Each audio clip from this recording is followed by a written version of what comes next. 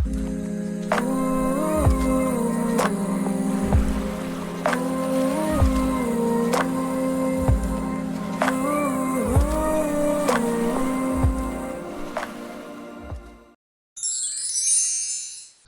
my name's Dan, and this video is about the history of Armour.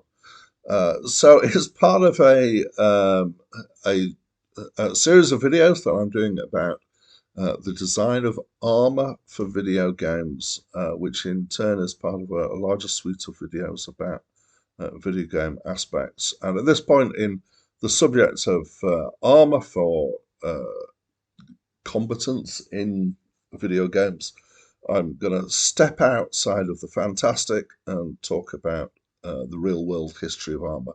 So I want to say that I am not an expert on this. I've done a little bit of reading and a little bit of digging, but there will be people who watch this who know far more than I do. Also, it's quite a simplistic look because we're going to keep it quite short. So the idea is really just to give you some background information, especially if you're going to be dealing with historical games where some form of accuracy might be important for you. So, way back, before breakfast, no, way back in time, uh, people would fight each other. As we emerged out of the swamps, we'd probably be fighting over the best caves and all sorts of things. And after a while, people started to realize that a good idea was to be wearing something that meant you didn't get quite so hurt when people were trying to bash you with their big thumpy stick. And so tough clothes were developed, and use of leather, thicker wool, all sorts of things were developed in terms of trying to improve the defense. But then along came metal, and metal is the thing that really brings the possibility of armor to light, being uh, tough, but also being something that, when you start to work out how can be shaped into whatever shapes you want, sometimes by melting it and pouring it into molds, or by heating up and beating it whilst it's hot, etc. Not really wanting to talk about metallurgy too much. So when you start getting metal being used, then obviously strapping bits of metal on uh, is a good idea to try and stop yourself from being hit. And as metal develops, it also develops metal weapons. So you get swords and daggers and spears and all sorts of things that you can thump people with spiky bits on. And so the defense against this is more bits of metal. And so is metal fighting metal.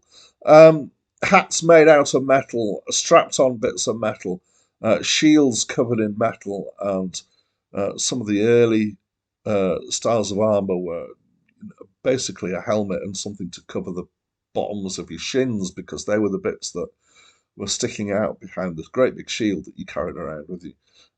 But slowly, shields gave way to the concept of armor. So here's a photo of some Greek armor from quite a long time ago, and obviously it's getting old now. So there's been some wear and tear on it, but you can see this is uh, pieces of thinned metal that have been um, uh, hammered into a shape which is suitable to provide some protection. And there's been all sorts of different designs of armor, obviously through the ages. So the things that have driven the development of armor, there are really four factors here. So the first one is cost, and as armies get bigger, that um, that thing about cost becomes more and more important, because the more people, the more men you have, the more you are trying to protect them, then the more expensive it becomes. This goes hand in hand with the technology uh, behind metallurgy and techniques of being able to make things thinner but still as hard. So things get cheaper as you find better and easier ways of making them. Weight is another important aspect of armor. which is the reason why you don't just strap on as much metal as you want to, because soldiers typically need to be able to move around, at least on the battlefield. It would be quite a useful thing for them to be able to do. Effectiveness obviously is a driver, but in some ways it seems to be the least important of the four. Um, because it gives way to both the weight thing and the cost thing and the flexibility thing.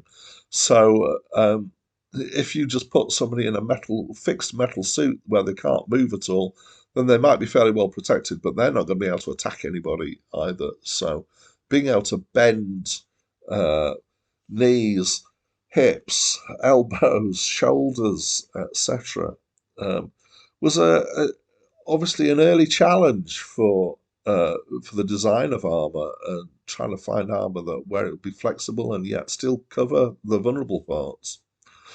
So I want to talk about chainmail then next, because this was obviously a solution for some of these problems.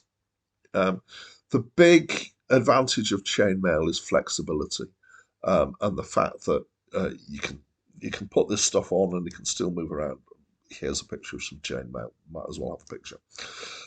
So chainmail developed sometime after 300 BC. It's been around relatively long time, you might think. In my head, I've always kind of associated it with, maybe emerging in the Middle Ages, but actually it has been around longer than that. Um, and there's there's this kind of perception that maybe we had chainmail and then we had plate mail following on afterwards. And actually, that's not a very clear distinction.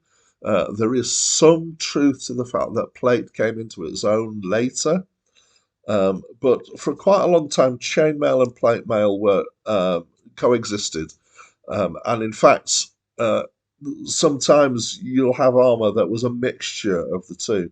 Um, so bits of chainmail where you needed the more flexibility, and then bits of plate which are strapped on uh, to cover the bits that don't need to move around so much, like across the chest, for example, on the shoulders, and so on. And of course, plate. There was the possibility of chainmail hats or kind of like balaclava helmety things, but kind of fixed metal helmets did come into their own more somewhat. Then, after quite a while, came along a thing called the Black Death, which killed a lot of people, um, which is, the medieval equivalent of COVID, but of course, much, much worse. And one of the interesting effects of that was that actually it made chainmail more expensive.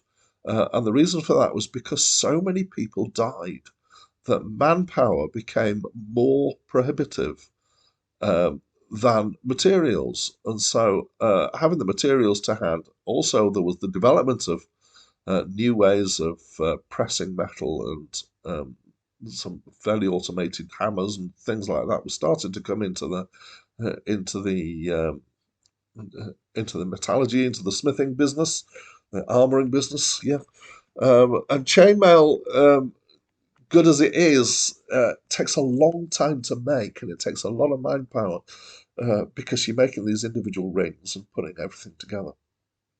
So there came a point where plate mail effectively started to take over from chain mail as a result. So plate becomes cheaper than chain, is what I'm saying. Okay. Then we start getting into the realms of bullets and arrows. And there had been arrows obviously before that, but bows get better and crossbows are developed and they're getting reasonably better. And then early guns with arquebuses and things like that, firing projectiles. And part of the effect of this is that this actually accelerates the switch from chainmail to plate mail because I mean, particularly with pointed things like arrows, but also bullets as well. They can find the hole in chainmail and split a ring or several rings and get through more easily. So piercing becomes a thing that chainmail is vulnerable to, whereas plate mail can stand up, at least with early guns, can stand up to the shot, especially from a reasonable distance. And battlefields could be fairly big. Again, as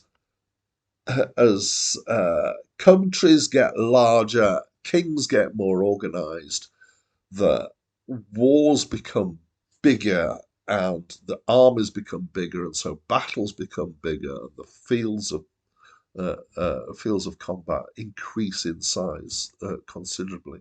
So we've come up a long way from kind of what you might imagine as the Celtic skirmishers, kind of battling each other in war bands and stuff like that, to mass organized armies. And so this basically drives the development of better plates, and uh, plate armor gets better and better designed, more able to cope with these problems of flexibility through good design, often with bits of leather underneath to kind of strap things together. And alongside that, there's the breeding of bigger horses.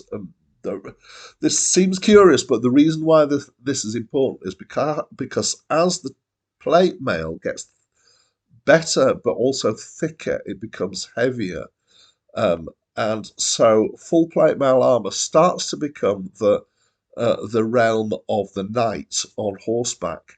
And this is the important part: is that the horse carries the weight, whilst the human does the steering and possibly the prodding with a lance or slashing with a sword or whatever. And the development of cavalry happens, and which kind of starts with the knights on horses, and this word chivalry comes from the French for horse, and so knights were on horseback because running around with all that metal on wasn't easy. So you end up with what we now would call full plate armor, and in fact, sometimes you also put plate on your horse to protect them as well. Sometimes called banding armor on horses.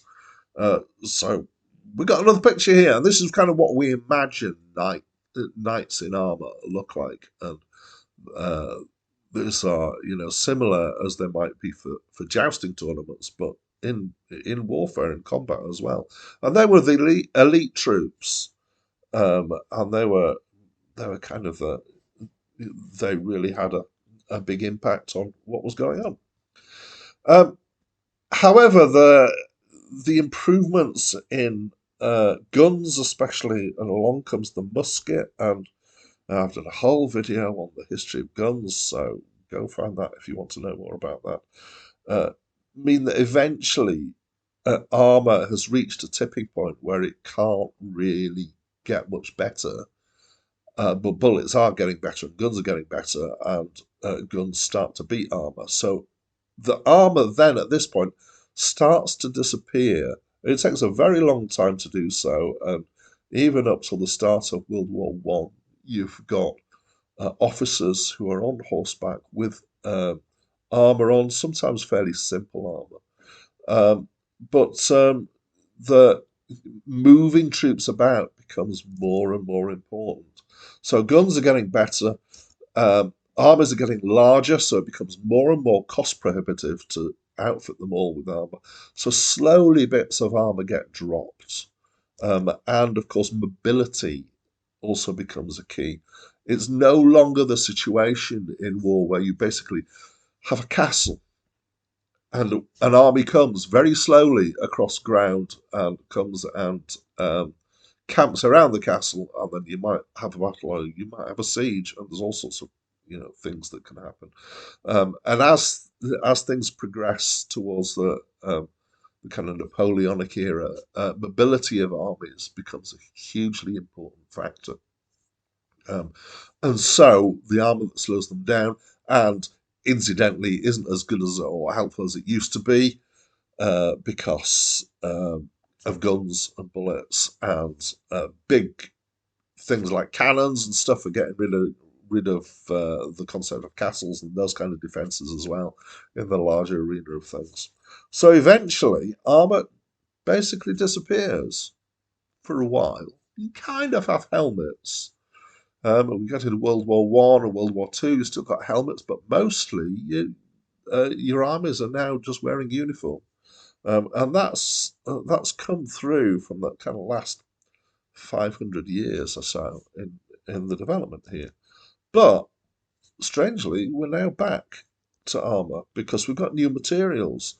So we've started to get to the stage where there are materials that are actually do provide a reasonable amount of protection against bullets. Um, so things like Kevlar, there's other materials as well. I don't know how these things are made, but we end up with stuff like this. So helmets are back. We've got stuff strapped on legs. There's a flak jacket here, so that helps protect against um, obviously from bullets. And all this is designed to be protection in various ways. This is actually a police uh, guy, but army uniform is not uniform. Protection has got similar characteristics. So we're back into armor, but the other thing that's gone along with this is that warfare itself has changed quite dramatically over the last 100 years. And where warfare used to be mass battles, but before that was more kind of raiding parties and skirmishes. Then we're kind of back to the raiding parties and skirmishes almost, but it's kind of squads and cityscapes, not out in a field in the middle of nowhere. They're going in amongst the buildings and shooting at each other in small groups. So we've almost come full circle in some ways in terms of warfare, and so therefore in terms of armor in some ways as well. Anyway, I told you it was going to be simplistic, and I don't want to prolong this any longer, so I'll say that's it from me for now.